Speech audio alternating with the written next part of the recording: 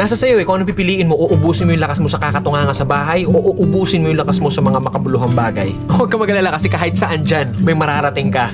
Alam mo na yun. Hindi, ganito kasi yan. Dahil lang alam mong matagal at mapapagod ka, hindi ka natutuloy. Tsong wala kang mararating kung hindi mo pipihitin yung susi sa loob ng ulo mo. Gaano man kataas ang pangarap mo sa buhay, huwag kang matatakot sa pagod at sakripisyo dahil parte yun eh. Hindi ka makakakain ng kanin kung hindi mo sasaingin. Hindi ka makakakain ng ulam kung hindi mo lulutuin. Lahat ng bagay kailangan kilusan mo muna sa umpisa. Hindi tatakbo ang sasakyan kung hindi mo sususian, kung hindi mo lalagyan ng gasolina. Hindi yun tatakbo sa kung saan mo siyang direksyon dapat dalhin.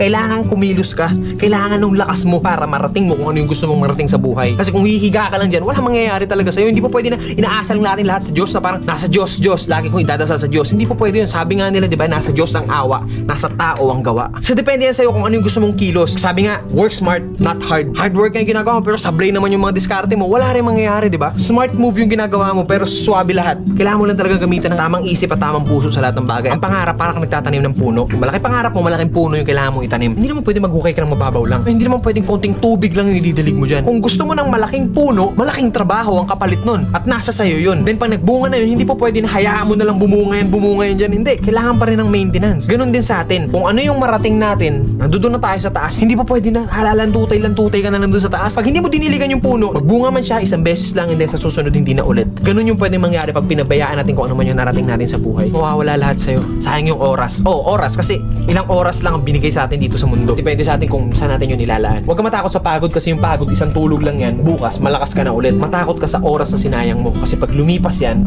kahit tumambling ka pa ng 100 beses dyan, hindi mo na mababalik yan. Ano man ang landas na tinatahak mo ngayon, mabagal man ang pag-usad mo, ang mahalaga, umuusad ka. Hindi, nakastuck ka lang sa comfort zone mo, men, sablay yun. Kailangan mabagal man yung movement mo, pero hanggat umuusad ako, still, umuusad ako. Darating at darating ang panahon na lahat tayo makakarating sa gusto nating puntahan. Pare-parehas lang ang kinakain ng tao, kaya